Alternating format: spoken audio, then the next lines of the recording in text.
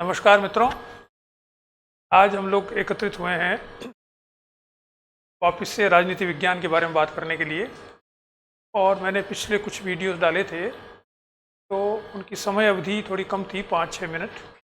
मेरे पास कई बच्चों का फ़ोन आया, कई लोग आके मिले और उन्होंने कहा सर एक बड़ा वीडियो बनाए इस पर जो इंट्रोडक्शन टू पॉलिटिकल साइंस का हो। फिर अलग अलग जो टॉपिक्स हम पढ़ेंगे वो अलग है, क्योंकि हम स्कूल शिक्षा में जो राजनीति विज्ञान के प्राध्यापक बनने वाले हैं उनके लिए कोर्स चला रहे हैं। कोर्स में अगर आप शामिल होना चाहते हैं तो आप नीचे दिए गए डिस्क्रिप्शन में बात कर सकते हैं, देख सकते हैं। मैंने पहले भी बार बार ये कहा है कि राजनीति विज्ञान विषय को लेकर या किसी भी विषय को लेकर अगर आप कोई कॉम्पिटिटिव एग्ज़ाम दे रहे हैं तो उसमें सबसे पहले ज़रूरी है कि उस विषय के बारे में आपको जानकारी हो। मैंने देखा कि अधिकतर बच्चे जो एमए पास करके आए हैं और जो विषय के विशेषज्ञ बनना चाहते हैं स्कूल लेक्चरर के रूप में या कॉलेज के प्रोफेसर के रूप में, उन्होंने स्कूल या कॉलेज में इतनी पढ़ाई नहीं की है कि उन्हें और कुछ पढ़ने की आवश्यकता नहीं है। इसलिए जो भी बच्चे मेरे पास आते हैं वो कहते हैं साहब पहले पॉलिटिकल साइंस के फंडामेंटल्स जो हैं वो हमारे पास स्पष्ट होने चाहिए, उसके पश्चात हम टॉपिक वाइज बात करेंगे। मैंने कहा चलो ठीक है, हम लोग यहाँ बैठे ही हैं तो बात करते हैं आज एक विस्तार से, जितना विस्तार से हो सकता है राजनीति विज्ञान विषय को समझने का। कि सबसे पहले राजनीति विज्ञान विषय कैसे समझें। अगले उसमें मैं आप लोगों को बताऊंगा कि कौन कौन सी पुस्तकें पढ़ें, वो बाद में नेक्स्ट वीडियो के हम देखेंगे। आज हम देखते हैं कि पॉलिटिकल साइंस होती क्या है। हो सकता है कुछ आप में से जो विद्वान हो, जो जानते हो, लेकिन बहुत से लोग नहीं जानते हैं एकेडमिक दृष्टि से पॉलिटिकल साइंस क्या है। वैसे तो पॉलिटिक्स के बारे में हर कोई जानता है, लेकिन पॉलिटिकल साइंस जब हम विद्यार्थी के रूप में पढ़ते हैं, कक्षाओं पढ़ाने जाते हैं, तो हमें मालूम होना चाहिए एकेडमिकली राजनीति को कैसे परिभाषित किया जाता है और राजनीति का विषय क्या है, क्या पढ़ते हैं मुख्य रूप से। तो शब्द ये है पॉलिटिकल साइंस।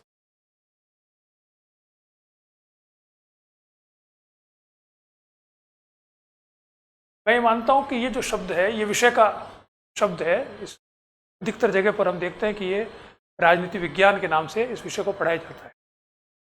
इसका अर्थ बहुत स्वाभाविक है कि इसमें राजनीति यानी पॉलिटिक्स या राजनीति को का तो विषय है और इसको वैज्ञानिक तरीके से पढ़ाने का प्रयास करते हैं, इसलिए राजनीति विज्ञान इसका नाम है। मैंने पहले भी आपको बताया कि राजनीति विज्ञान नाम एक नया नाम है, 19वीं शताब्दी में आरंभ हुआ है। उससे पहले राजनीति तो 2000 वर्षों से है। जानते अरस्तु ने सबसे पहले राजनीति को परिभाषित किया था। 2000 सालों से पहले से ही राजनीति जो कंटेंट है उसका, यानी जो विषय वस्तु है, वो तो 2000 सालों से पहले से ही है। और ऐसा कहा जाता है, मजाक में कह सकते हैं चाहे आप, कि जब एक व्यक्ति होता है तो वह आध्यात्मिक कार्य करता है, इसके लिए दूसरे व्यक्ति की आवश्यकता नहीं है, बल्कि दूसरा व्यक्ति उसमें बाधा उत्पन्न करता है अध्यात्म में। लोग जो साधु बन जाते हैं वो पहाड़ों पे चले जाते हैं, या घर में भी पूजा करते हैं तो हम अंदर बंद कमरे में बैठ के पूजा करते हैं। तो अध्यात्म तो एक व्यक्ति काफ़ी है, दूसरा व्यक्ति बाधा उत्पन्न करता है। और सामाजिक संबंधों में 2 व्यक्ति चाहिए। आपको परिवार बनाना हो तो 2 व्यक्ति चाहिए, मित्रता करनी हो तो 2 व्यक्ति चाहिए। 2 व्यक्ति के बिना न तो मित्रता हो सकती है न परिवार बन सकता है। और राजनीति करने के लिए 3 व्यक्ति चाहिए, क्योंकि ये जो परंपरागत रूप से कहा गया है कि 3 व्यक्ति होते ही राजनीति आरंभ हो जाती है।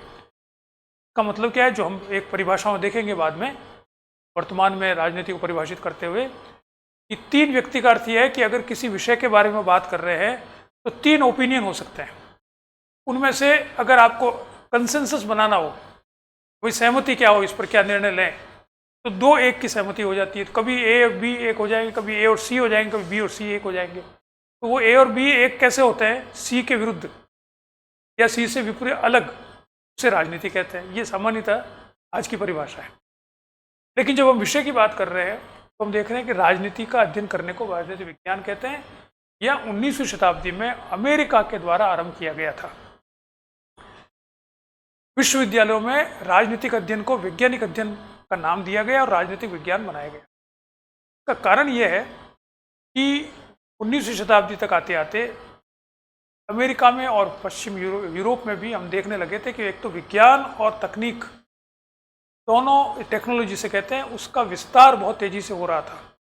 और 19वीं शताब्दी में पहली बार बहुत सी ऐसी बातें जिसका बहुत विस्तृत और परिष्कृत स्वरूप आज हम देखते हैं अपने समाज में और जिससे हम लाभान्वित होते हैं, वो 19वीं शताब्दी में अपने आरंभिक अवस्था में आ चुका था। जैसे यातायात के साधन हैं, तो ट्रेन आरंभ हो चुकी थी, ऐसे ही साइकिल तो बनी चुकी थी, ऐसे ही कम्युनिकेशन के साधन है, तो हम देखते हैं कि बेतार का तार मार्कोनी ने रेडियो का आविष्कार कर दिया था, टेलीफोन ग्राहम बेल ने कर दिया था। तो ये ऐसा लग रहा था कि विज्ञान का जो सोच है उसको जब टेक्नोलॉजी में कन्वर्ट करते हैं तो मनुष्यों को बहुत लाभ होता है। एक तो ये पक्ष था। दूसरा पक्ष ये था कि इस 19वीं शताब्दी के उत्तरार्ध में आते आते एक नए तरीके से सोच आरंभ होती है, जिसमें माना जाने लगा कि समाज का अध्ययन भी विज्ञान के तरीके से किया जा सकता है। और इसलिए जैसे प्रकृति का अध्ययन विज्ञान के तरीके से करते हैं, वैसे ही समाज का अध्ययन भी वैज्ञानिक तरीके से किया जा सकता है। इसलिए जो भी समाज का अध्ययन कर रहे हैं उन्हें सामाजिक विज्ञान कहा जाना चाहिए।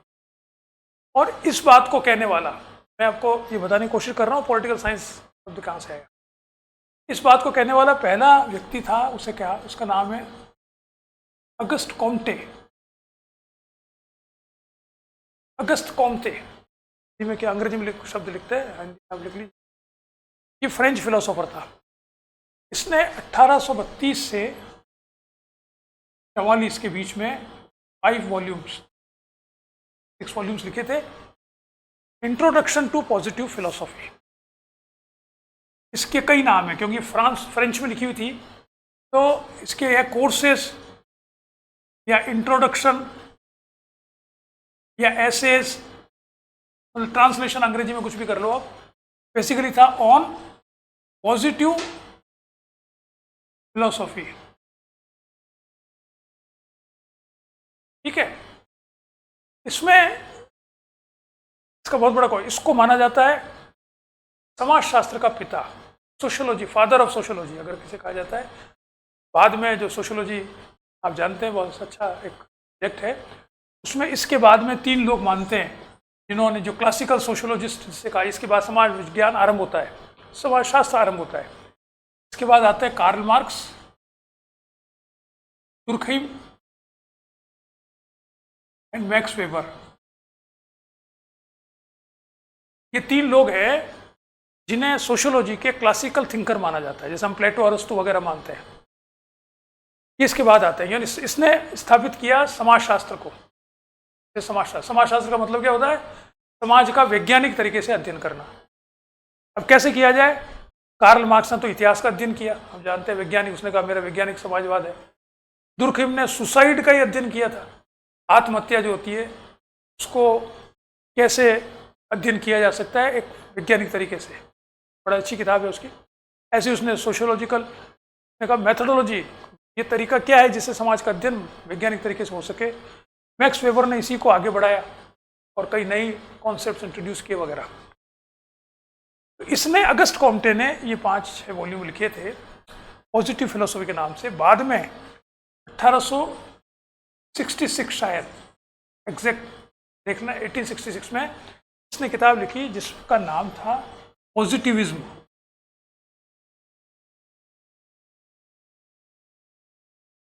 जिसे हम कहते हैं प्रत्यक्षवाद। ये पॉजिटिविज्म इस पॉजिटिव फिलोसॉफी का संक्षिप्त शब्द है, उसने खुद नहीं कर दिया, और ये प्रचलित हुआ पॉजिटिविज्म, प्रत्यक्षवाद। ठीक है, इस प्रत्यक्षवाद, कोई माने हम पॉजिटिव इसको छोड़ के, प्रत्यक्षवाद की मूल धारणाएं क्या थी जिसका प्रभाव पड़ा समाज का अध्ययन करने पर। राजनीति समाज का एक हिस्सा है, तो राजनीति का अध्ययन भी वैसे किया गया, अर्थशास्त्र का भी वैसे किया गया, समाज का भी वैसे किया गया, साइकोलॉजी का भी वैसे किया गया। तो प्रत्यक्षवाद की मूल धारणा क्या थी जो अगस्त कॉम्टे ने स्थापित की और जो तेजी से फैली, जिसको सब लोग धीरे धीरे स्वीकार करने लगे? क्या थी मूल धारणा इसकी?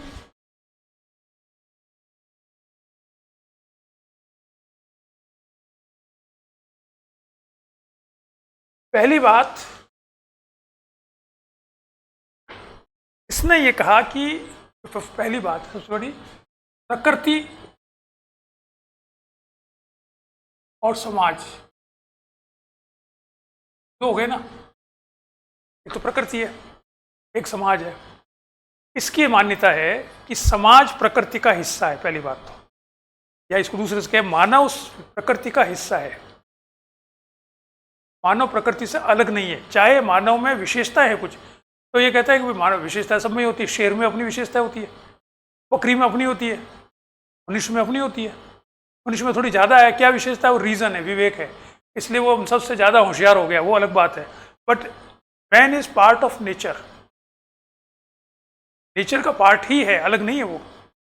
इसलिए जैसे नेचर का अध्ययन किया जाता है, वैसे मनुष्य का भी अध्ययन किया जा सकता है। मनुष्य का मतलब समाज का, जो समाज का पूरे नेचर में भी हम एक का थोड़ी अध्ययन करते हैं। पेड़ का थोड़ी, पेड़ का करे वो तो पेड़ का कर लो, पूरे ब्रह्मांड का करो तो पूरे ब्रह्मांड का कर लो। तो पहली बात तो प्रकृति और मनुष्य में समाज एक ही है ये। दूसरी बात यह है कि जब दोनों एक है तो प्रकृति के बारे में देखें, दो तीन जो मान्यताएं हैं जिसको, जो न्यूटन से आरंभ हुई है, न्यूटन से पहले नहीं थी ये, ध्यान रखें आप। न्यूटन को माना जाता है पहला विचारक जिसने मनुष्य के को स्थापित किया ईश्वर की जगह। न्यूटन के आने से पहले, न्यूटन ने 1668 या ऐसी किताब लिखी थी, फर्स्ट प्रिंसिपल्स, जिसमें उसने गुरुत्वाकर्षण का सिद्धांत दिया था। तो उससे पहले तक माना जाता था कि दुनिया कैसे चलती है, ईश्वर चलाता है। ब्रह्मांड कैसे चलता है, ईश्वर ने बनाया और ईश्वर के नियमों से चलता है। न्यूटन पहला था, उसने वो जो सेब गिरा था, अब पढ़ते हैं, उसको देख के उसने कहा ये ईश्वर ने नहीं गिराया है, ये कुछ नियम है जिससे गिरा है। वो 3 नियम उसने बताए। उसने पहली बार, न्यूटन ने डिस्प्लेस किया गॉड को मैन से, नियम से। यानी कुछ नियम है जिसका गॉड से कोई संबंध नहीं है, वो प्रकृति के नियम है, ठीक है। तो प्रकृति कुछ नियमों पे चलती है जो वस्तुनिष्ठ है, ऑब्जेक्टिव है। वो किसी के व्यक्ति विशेष के नियंत्रण में नहीं है, वो माने या नहीं माने इससे भी कोई फर्क नहीं पड़ता, पर वो तो वैसे ही है। तो प्रकृति कुछ नियमों से चलती है, तो ये भी कुछ नियमों से चलता है। प्रकृति के नियमों को पहचाना जा सकता है किससे? मनुष्य के विवेक से। The laws which govern the universe can be understood by reason. गुरुत्वाकर्षण का सिद्धांत माना ना हमने, समझा ना हमने। तो ऐसे ही मनुष्य को गवर्न करने वाले कुछ ऑब्जेक्टिव लॉज हैं जो मनुष्य के हाथ में नहीं है। मतलब हम नियम नहीं बना रहे, नियम बने बनाए हैं ऑब्जेक्टिव। हमें डिस्कवर करना है, जो कार्ल मार्क्स ने कहा था, मैं तो डिस्कवर कर रहा हूँ, मैंने थोड़ी बनाए हिस्ट्री के नियम। तो डिस्कवर करना है, और वो डिस्कवर किससे होंगे? हमारे रीजन से हो सकता है। अब वो रीजन उसको कैसे समझेगा? विवेक। तो उसके लिए एक विशेष मेथड होता है जिससे समझा जा सकता है। जब विवेक जब अप्लाई करते हैं हम, वो विशेष मेथड क्या है? जिसे कहा जाता है साइंटिफिक मेथड। अगर मनुष्य अपने विवेक से वैज्ञानिक पद्धति का प्रयोग करे और प्रकृति का अध्ययन करे, तो प्रकृति के उन वस्तुनिष्ठ नियमों को जान सकता है जिनको जानकर प्रकृति को वह समझ सकता है। उसी तर्ज पर यह कह रहा है कौन? अगस्त कॉम्टे, कि मनुष्य वैज्ञानिक पद्धति का उपयोग करके समाज के उन नियमों को जान सकता है जिन नियमों के तहत समाज ऑपरेट करता है, ठीक है। इसलिए समाज का अध्ययन किससे किया जाना चाहिए? वैज्ञानिक पद्धति से। और ऐसे को क्या कहेंगे? समाज विज्ञान। सब्जेक्ट क्या है? Social science. What my point? इससे समाज विज्ञान शब्द आया। अब समाज के जितने भी हिस्से हैं उन सब के आगे विज्ञान लगा दो आप। पॉलिटिकल है तो political science, economic science, psychological science, administrative science, जो भी समाज के हिस्से सब उनको साइंस कहने लग गए। यानी वैज्ञानिक, इसका क्या अर्थ निकला? 19वीं शताब्दी में। कब आया ये? सबसे पहले 1866 में, प्रत्यक्षवाद किताब के रूप में। उस समय से बाद में समाज का अध्ययन करने को कहा गया वैज्ञानिक तरीके से। सबने स्वीकार कर लिया इस आर्ग्यूमेंट को। सबने तो नहीं कह सकते हम, अधिकतर ने कर लिया। सब तो कभी करते ही नहीं है, अधिकतर ने कर लिया। जैसे कहते हैं ना मेन स्ट्रीम, जो कहते हैं तो मेन स्ट्रीम स्टडीज में इसको स्वीकार किया जाने लगा कि भाई समाज राजनीति का अध्ययन वैज्ञानिक तरीके से करना चाहिए। ये समझ में आ गया आपको? इसलिए राजनीति क्या कहें? राजनीति विज्ञान। क्लियर? लेकिन ये बात सब दुनिया में स्वीकार नहीं की गई, मेन स्ट्रीम की गई। इंग्लैंड में जैसे नहीं स्वीकार की गई, इंग्लैंड तो बहुत पुराना है, तो वो कहीं अमेरिका ने कहा, ये अमेरिका स्वीकार, हम अमेरिका बात नहीं मानते, तो पॉलिटिक्स साइंस बहुत पहले से पढ़ रहे हैं, पॉलिटिक्स का अध्ययन कर रहे हैं। वहाँ पर डिपार्टमेंट्स का नाम डिपार्टमेंट ऑफ पॉलिटिक्स ही होगा। ऑक्सफोर्ड यूनिवर्सिटी में पॉलिटिकल साइंस नहीं है, डिपार्टमेंट ऑफ पॉलिटिक्स है, ये पॉलिटिकल स्टडीज़ है अधिकतर जगह। यूरोप में भी बहुत सी जगह पर पॉलिटिकल साइंस नहीं है। ये तो अमेरिका, और अमेरिका का प्रभुत्व जहाँ जहाँ पर हुआ, एशियन और African countries, Latin American countries, जहाँ जहाँ पर अमेरिकन प्रभुत्व आया, उन सब जगह पर, अधिकतर जगह पर डिपार्टमेंट का नाम पॉलिटिकल साइंस। इसका मतलब ये नहीं है कि इसमें आइडियाज का अध्ययन नहीं कर रहे साइंस का। अभी हम उधर नहीं गए हैं कि पॉलिटिक्स की डेफिनेशन में नहीं गए, वो भी हम जाएंगे। मैं सिर्फ ये बता रहा हूँ कि इसका अर्थ ये नहीं है कि आइडियाज का अध्ययन नहीं कर रहे, लेकिन आइडियाज का अध्ययन भी सिस्टमेटिक, व्यवस्थित, साइंटिफिक मेथड से करेंगे। साइंटिफिक मेथड से आइडियाज का अध्ययन कैसे किया जा सकता है? उसको सरलीकरण कर दिया गया, तो व्यवस्थित ढंग से करो, तार्किक ढंग से करो, ये हो गया वैज्ञानिक। बाकी तो मेथड कैसे लगाओगे आप? साइंटिफिक मेथड के आप जानते हैं 7-8 स्टेप्स होते हैं, हाइपोथेसिस है, डेटा कलेक्शन है, डेटा एनालिसिस है, वगैरह वगैरह। अब वो तो आइडियाज में तो कैसे लगाओगे आप? तो कम से कम ये तो कर ही सकते हैं, व्यवस्थित ढंग से करें, लॉजिकल करें। तो वो जो करेंगे अध्ययन, वो उसमें आ जाएगा पॉलिटिकल साइंस में, पॉलिटिकल आइडियाज का अध्ययन, इसम का अध्ययन। यानी किसी भी चीज का अध्ययन करें तो वैज्ञानिक तरीके से करें, वो पॉलिटिकल साइंस हो गया। ठीक है? तो ये पॉलिटिकल साइंस का ओरिजिन जिसे हम कह सकते हैं, इस विषय का जो नाम है वो कैसे आया, ये बता रहा हूं मैं आपको। अब ये साइंस के साथ साथ ये तो एक तरीका हो गया, लेकिन यही पूरा तरीका नहीं है, और भी बहुत से तरीके हैं जिससे इसको पढ़ा जाता है। और जो दूसरे तरीके हैं, उसमें आता है दर्शन, उसमें आता है सिद्धांत, उसमें आता है चिंतन, उसमें आता है वाद। यानी राजनीति का वैज्ञानिक तरीके से करना जरूरी नहीं है। ये वो लोग हैं, यानी ये कॉन्सेप्ट जो है वो क्या है, उसका बेसिक क्या है, फंडामेंटल ये है, वैज्ञानिक तरीके से भी ये सब किए जा सकते हैं, लेकिन वो है व्यवस्थित अलग तरीका है। कुछ लोग हैं जो नहीं मानते कि इनका तरीका वैज्ञानिक तरीके से नहीं किया जा सकता। क्यों? क्योंकि मनुष्य प्रकृति से अलग होता है। पार्ट तो हो सकता है physically, but they are qualitatively different.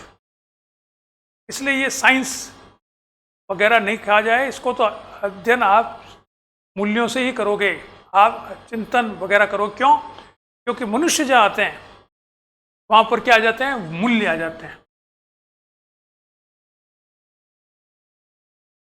प्रकृति में मूल्य नहीं होते, प्रकृति में सही गलत नहीं होता। मूल्य का मतलब क्या है, प्रिफरेंस, ये करेंगे ये करें। प्रकृति में बाढ़ आती तो ये नहीं सोचती यार इसको तो यहाँ तो आ जाए उधर नहीं आए, सोचती क्या बाढ़ तो आ गई। प्रकृति जो नेचुरल फिनोमिना चेंज होते हैं उसमें ये थोड़ी सोचा जाता है नेचर के द्वारा कि किसका नुकसान करे किसका नहीं करे, या किसको फायदा करे किसको नहीं करे, तो एक प्रोसेस है, उसमें अपना होता रहता है।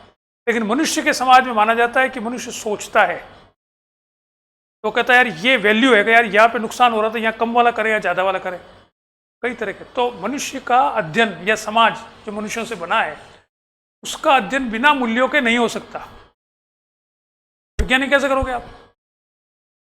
आपको अध्ययन करके ये कहना है कि ये चीज़ें सही हैं गलत है, आप समाज को अच्छा बनाना चाहते हो। तो जो प्लेटो का प्रश्न था कि अच्छा होता क्या है, पहले ये तो बताओ। हम सब मिलकर सोचते हैं कि समाज अच्छा बनाए तो अच्छा होता क्या है, तो वो तो वैल्यू हुई ना आपकी। आपने कहा अच्छा ये होता है, उसने कहा अच्छा ये होता है।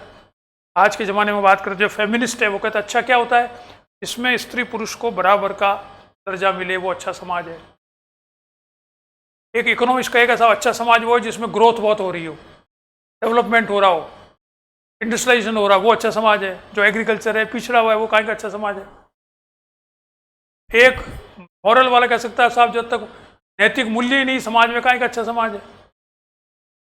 कोई पुरान पंथी जो वापस ले जाना चाहता है पीछे समाज को, वो कहेगा साहब मंदिर ही नहीं बने हुए तो काहे का समाज है अच्छा है, मंदिर बनने चाहिए और सुबह आरतियाँ होनी चाहिए, पूजा पाठ होते रहने चाहिए, यही अच्छा समाज और क्या है। इससे अनैतिकता कम होगी। तो अच्छे का पर बहुत सारे डिफरेंसेस है, तो वो वैज्ञानिक तरीके से कैसे करोगे आप इनका अध्ययन? इनका अध्ययन तो दार्शनिक तरीके से किया जाएगा, चिंतन से किया जाएगा, सिद्धांत से किया जाएगा, वहाँ से। क्लियर? तो ये एक और तरीका है इस विषय पॉलिटिक्स को पढ़ने का। इसलिए जो इस वैज्ञानिक के उसको पॉजिटिविज्म को नहीं मानते, जो प्रत्यक्ष, क्योंकि ये सब पॉलिटिकल साइंस शब्द मानने का मतलब आप पॉजिटिविज्म को मान रहे हो, आप कामटे को मान रहे हो। अगर आप इसको नहीं मानते तो आप कहोगे मेरे विषय का जो मतलब है वो है राजनीतिक दर्शन, मैं इसका अध्ययन करता हूँ, मैं वैज्ञानिक तरीके से दर्शन नहीं करता, दार्शनिक तरीके से अध्ययन करता हूँ। दार्शनिक तरीका क्या है? वो अलग तरीका है सोचने का, कंटेम्पलेशन का, लॉजिक्स का, डिस्कशन का, वो अलग तरीका है। मैं इसका अध्ययन करता हूँ चिंतन की दृष्टि से, मैं करता हूँ सिद्धांत की दृष्टि से या वाद की दृष्टि से। मैं इससे बात कर रहा हूँ विषय का नाम क्या है। तो क्लियर? अभी इसमें अंतर क्या होता है, ये भी 4-5 शब्द है, इनमें अंतर थोड़ा बहुत मालूम हो हमको आगे पढ़ने के पहले। दर्शन जो होता है उसके बारे में कहा जाता है कि जो दूसरे शब्दों में कहें तो हम एक्सपर्ट और जर्नलिस्ट में क्या अंतर होता है। एक होता है विशेषज्ञ,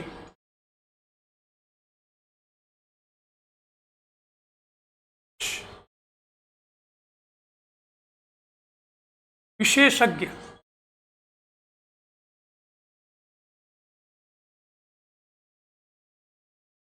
और एक होता है सामान्य। ठीक है, इनमें क्या अंतर होता है? आईएएस आरएएस जो बनते हैं वो तो होते हैं सामान्य, डॉक्टर इंजीनियर प्रोफेसर बनते हैं वो होते हैं विशेषज्ञ। आप कुल टीचर बनते तो आप पॉलिटिकल साइंस के विशेषज्ञ हो गए ना। तो विशेषज्ञ और इसमें क्या अंतर होता है, जो बहुत अच्छा एक डेफिनेशन दी गई है विशेषज्ञ क्या है कि जो कम से कम को ज़्यादा से ज़्यादा जानता हो वो विशेषज्ञ है। जैसे किसी ज़माने में आप जानते हैं डॉक्टर होता था एक, और एक इंजीनियर होता था। आज आप क्या धीरे धीरे विशेषज्ञता बढ़ती गई, डॉक्टर क्या है, हर अंग के डॉक्टर हो गए। दांत का अलग है, नाक का अलग है, आँख का अलग है, हार्ट का अलग है, मतलब 50 तरह के डॉक्टर हो गए, विशेषज्ञ नहीं हो गए। अब आज सिंपल मेडिसिन का कोई मतलब नहीं, आपको क्या एमबीबीएस किया होगा, यार ये तो कोई बीए कर रखा है, एमबीबीएस के पास कौन जाता है, कोई नहीं जाता। आपके साहब कोई एमबीए वो तो करा हुआ हो, आगे स्पेशलाइजेशन क्या है। तो विशेषज्ञ क्या हो गया, वो कम से कम आप उसी डॉक्टर के पास चले जाओ, कान वाले गए और आपको हार्ट की प्रॉब्लम हो गया, सब मैं नहीं देखता, तो यार आपने एमबीबीएस कर रखा है, कहना यार वो मुझे भूल गया, मैं तो हार्ट की प्रॉब्लम तो वो तो उसके पास जाओ, मैं तो कान की प्रॉब्लम तो बताओ। वो क्या है, विशेषज्ञ यानी एक्सपर्ट, जो किसी विषय का कम से कम के बारे में ज़्यादा से ज़्यादा जानता हो। कान का वो स्पेशलिस्ट है, तो कान के बारे में जितना भी ज्ञान है उसको ज़्यादा ज्ञान है, इसलिए ईएनटी का स्पेशलिस्ट है। ऐसे ही दार्शनिक वो होता है जो जिस विषय के बारे में जानता है उसको गहनतम रूप से जानता है। तो राजनीतिक दार्शनिक का मतलब क्या है कि जो उस विषय का एसेंस है। जैसे ईएनटी का एक्सपर्ट का मतलब है कि जो ई एन और टी ये 3 शब्द है, ईयर नोज एंड ये क्या होता है, टंग, या तो इसके जो एसेंस है, यानी जो इसका पूरा अंदर तक जो इसके ज्ञान है, इसके बारे में जो नॉलेज है वो उसको आती है। ऐसे ही पॉलिटिकल फिलोसोफर वो है जिसको राजनीति के जो एसेंस है राजनीति का उसके बारे में नॉलेज है, बस बाकी के बारे में नॉलेज नहीं है। यानी जैसे राजनीति का एसेंस क्या है, राज्य, तो राज्य के दर्शन के बारे में बता देगा, राज्य की उत्पत्ति कैसे, राज्य का मतलब क्या होता है, राज्य को क्या करना चाहिए, राज्य कैसा होता है, उसका कोई एक विशेष लेकर वो उसी का बताएगा। ये भी हो सकता है पॉलिटिकल फिलोसोफर कहेगा अच्छा राज्य क्या होता है, मैं तो ये बताऊंगा। अब प्लेटो से पूछो क्या है साहब आप बताइए पॉलिटिक्स के बारे में, तो कहे भाई अच्छा राज्य क्या होता है ये बता सकता हूँ। अब उससे कहो साहब ये जो हमारे शहर में नाला निकल रहा है इसको कौन ठीक करेगा, तो ये मेरे को नहीं पता है, पॉलिटिक्स का है ये, गवर्नमेंट कौन ठीक करेगा, साहब ये मेरे को नहीं पता, गवर्नमेंट मुझे क्या पता। मुझे तो पता अच्छा राज्य क्या होता है, वो दार्शनिक है। वो डे टू डे वर्किंग के ऊपर उसको कुछ पता नहीं, ना उसको नॉलेज है, ना उससे पूछना चाहिए। वो जनरलिस्ट से पास जाइए आप, जो एसडीएम है वो बताएगा कैसे क्या होगा, या एसडीएम कहेगा यार उसको म्यूनिसिपल काउंसलर के पास जाओ, वो अपने से नीचे किसी को भेज देगा, यार वहाँ जाओ, मेरे को क्या पता।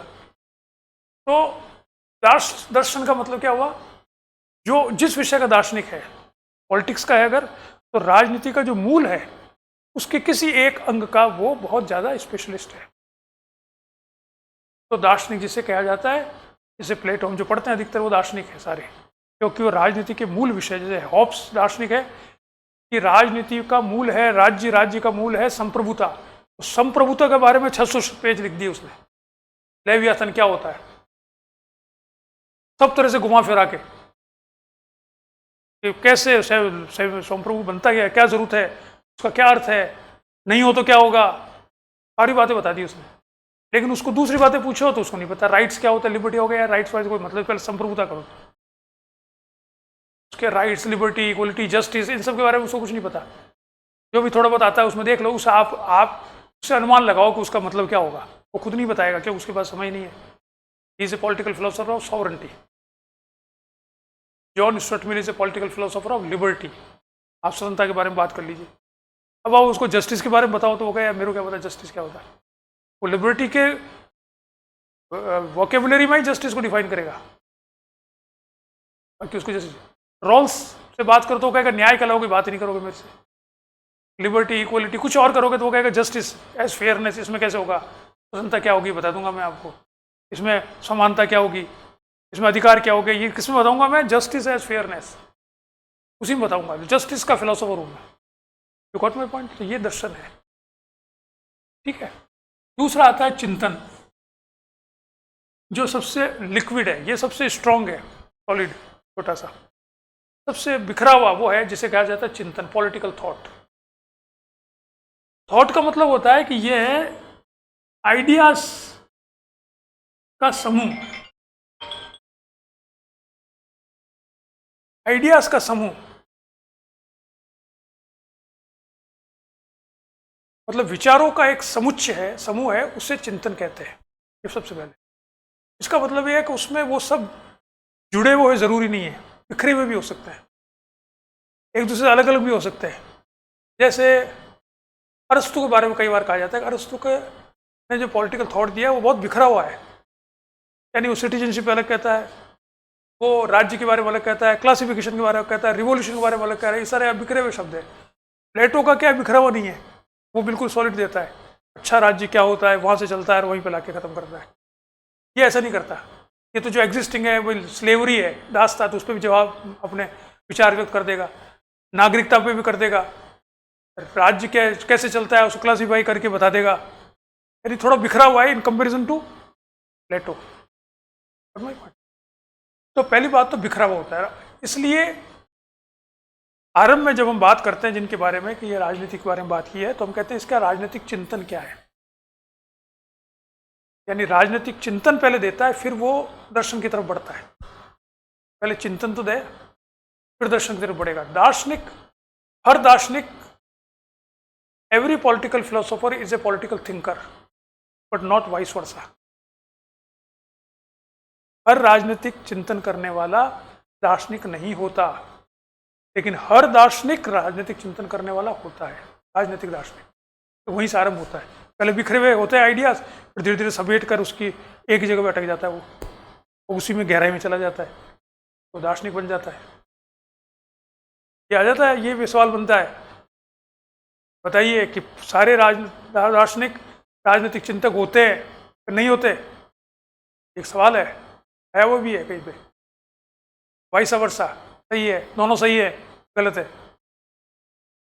क्लियर? ये कब याद होगा आपको, जब आपको बताओ चिंतन होता क्या है। पहली बात तो चिंतन बिखरा हुआ, आइडियाज का समुच्चय। दूसरी बात महत्वपूर्ण है कि चिंतन 99% किसी एक व्यक्ति का नहीं होता, वो समूह में बिखरा हुआ होता है, वो पूरे समय को रिप्रेजेंट करता है और इतिहास में बंधा हुआ होता है। ये आप समझेंगे तब आप सिद्धांत को सिद्धांत तो इसमें जब तुलना करेंगे तो समझ में आएगा। ये और बताता हूँ मैं आपको, तो ये चिंतन थोड़ा सा मैंने बता दिया। फिर सिद्धांत क्या होता है? सिद्धांत इन दोनों के बीच में होता है। दर्शन एक तरफ बिल्कुल गहरा है, गहराई में, मतलब वर्टिकल है, चिंतन हॉरिजॉन्टल है, और सिद्धांत इन दोनों के बीच में है। वो उतना गहरा नहीं है जितना कि दर्शन है, और इतना बिखरा हुआ भी नहीं है जितना कि चिंतन है। You got my point? तो ये स्टेजेस है। सबसे पहले वो चिंतक मानेंगे हम, फिर थ्योरिस्ट मानेंगे, फिर फिलोसोफर मानेंगे। सबसे पहले आदमी कहेगा ये चिंतन है इसका, फिर कहेगा यार इसने थ्योरी दे दी है, रुको यार ये तो फिलोसोफर है। तो क्रिकेट में होता है ना, करे इसने 1 सेंचुरी में, रणजी ट्रॉफी का बहुत अच्छा खिलाड़ी है, तो करे यार ये तो टेस्ट में बहुत अच्छा खेलता है, तो करे यार ये तो वनडे का भी बहुत बढ़िया है। एक स्टेज आगे बढ़ा था। ऐसे ही है कि पहले तो कहेंगे चिंतन, अरे यार चिंतन है, चिंतन मेरे को कैसे, नरेश दाई साहब बड़े अच्छे थिंकर है, मेरे बारे में कह सकते हो आप, बड़े अच्छे थिंकर है साहब, अरे बड़े अच्छे विचार है उनके, राजनीतिक विचार उनके बड़े अच्छे हैं। फिर कहेंगे यार ये तो सिद्धांत भी बना दिया एक, और एक थियरी दे दी यार कि ये तो नई थियरी है। रुको साहब ये तो दार्शनिक है, तो 24 घंटे एक ही चीज़ के बारे में सोचते हैं। You got my point? तो सिद्धांत इन दोनों के बीच का है। इसमें और इसमें अंतर क्या है कि चिंतन बिखरा हुआ है हॉरिजॉन्टली। सिद्धांत और चिंतन में अंतर एक ये बहुत बड़ा है कि सिद्धांत अधिकतर एक व्यक्ति का होता है, और चिंतन एक समय का होता है, समाज का होता है, कम्युनिटी का होता है। जैसे हम कह सकते हैं political thought of Greek city state, political thought of 16th century, Allen की किताब है political thought of 16th century, political thought of 21st century या 20th सेंचुरी। लेकिन political theory of Thomas Hobbes, political theory of Aristotle, political theory of John Rawls, और तो theory व्यक्ति विशेष होती है अधिकतर, जरूर नहीं है लेकिन 90%। थॉट समय का होता है, कलेक्टिव विजडम होती है। थियरी में व्यक्ति की विजडम होती है, इसलिए थियरी कालातीत होती है, और थॉट समय से बंधित होता है। यानी political thought of Greek city states का मतलब है कि वो उस समय में क्या पॉलिटिकल थॉट था, आज रेलेवेंट है यानी इसका मतलब नहीं है। लेकिन पॉलिटिकल थियरी ऑफ अरिस्टोटल का मतलब है वो आज भी रेलेवेंट है। उसमें से जो चीज़ आज रेलेवेंट नहीं उसकी थियरी में नहीं आएगी, वो थॉट में आएगी। जैसे दास्ता का सिद्धांत इज नॉट पार्ट ऑफ इस थियरी, वो तो उस समय की समस्या थी उसको बताया उसने, वो थॉट में तो है लेकिन थियरी में नहीं है। थियरी में क्या आएगा? Classification of the states. तब से आज तक क्लासिफिकेशन वैसे ही होता जा रहा है। सो political theory is not time bound,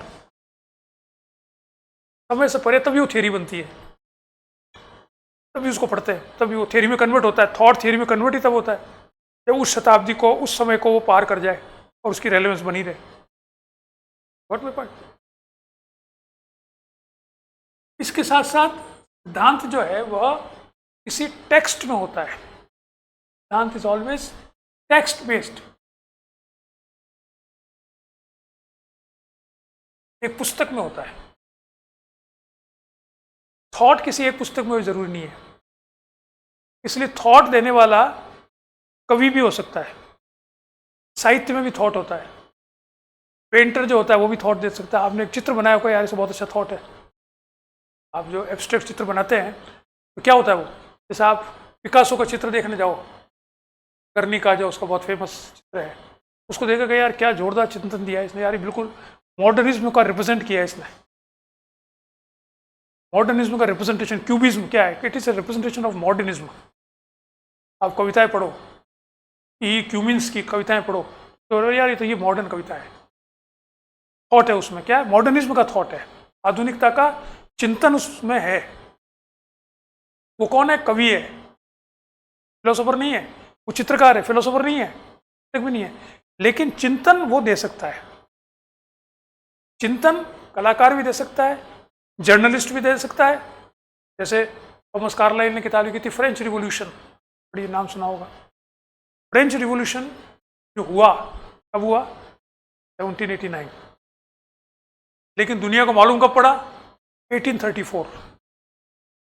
तो पता ही नहीं था फ्रेंच रिवॉल्यूशन का मतलब क्या है। रिवॉल्यूशन तो हो गया, लेकिन उसका दुनिया भर में इम्पैक्ट, जो आज हम कहते हैं फ्रेंच रिवॉल्यूशन ने दुनिया बदल दी, लिबर्टी, इक्वलिटी, जस्टिस और ये सब बातें करते हैं।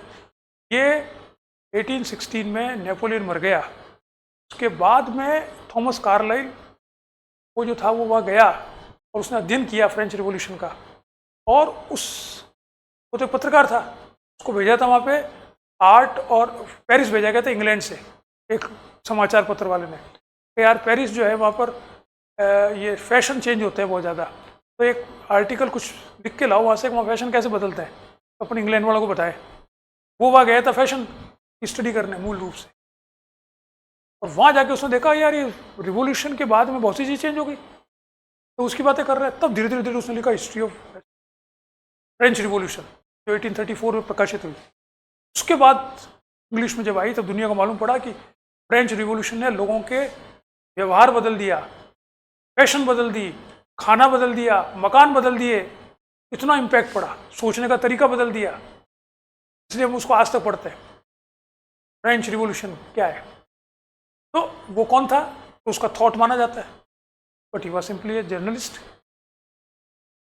आपका दूसरा टकविले, वो गया था अमेरिका में अध्ययन करने सरकार कैसे चलती है, और जब वापस आया तो उसने क्या लिखा, डेमोक्रेसी इन अमेरिका किताब लिखी। तो डेमोक्रेसी से बहुत बड़ा थिंकर माना जाता है। आप किसी भी कहिए डेमोक्रेसी पढ़नी हो कि अमेरिका में डेमोक्रेसी क्या होती है, डेमोक्रेसी के खतरे क्या है, मेजोरिटी का खतरा क्या है, मेजोरिटी रूल के खतरे क्या होते हैं डेमोक्रेसी में, ये सबसे पहले उसने बताया टॉकविले ने, जो क्या था, एक जर्नलिस्ट था, कोई थिंकर थोड़ी था। एक दूसरी किताब है democracy in USA in America, 2 volumes में आई थी, अब एक में भी है, वो क्लासिक टेक्स्ट मानी जाती है डेमोक्रेसी की। तो क्या था, चिंतन था उसका, बट ही वॉज नॉट, इसकी कोई थियरी नहीं थी। थियरी आती है टेक्स्ट में, जैसे रॉल्स की थियरी ऑफ जस्टिस है, उसी किताब का नाम ही है। So theory is always depicted in a text, is text based, जिसको देख के आप इसमें पढ़ो। आप प्लेटो की थियरी जस्टिस किस में पढ़ो, रिपब्लिक में पढ़ो। आप रिपब्लिक जो उसकी किताब है वही उसमें पढ़ लीजिए। आप हॉब्स की लेवियाथन किताब पढ़ लीजिए, बस आपको पता पड़ जाएगा क्या है। जॉन लॉक के जो 2 ट्रीटाइजेस हैं वो किताब पढ़ लीजिए। रूसो की सोशल कॉन्ट्रैक्ट पढ़ लीजिए।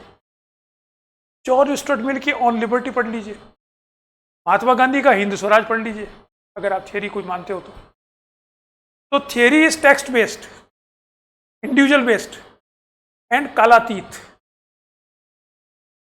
थिंकिंग इज चिंतन, विचारों का समूह है, बिखरा हुआ होता है, समूह का रिप्रेजेंट करता है पूरे, और उसकी जो अपील है वो उसी समय तक की होती है।